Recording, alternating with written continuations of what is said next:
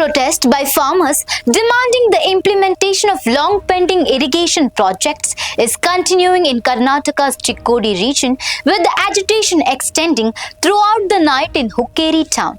The protest is being led by the Karnataka Rajya Raitha Sangha and the Hasiru Sene.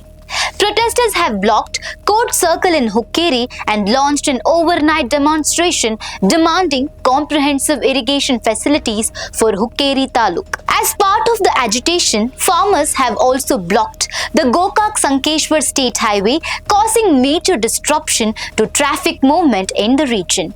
Police have now diverted vehicles through alternative routes to manage the situation. The protesters are demanding the immediate implementation of lift irrigation projects that have reportedly remained pending for a long time.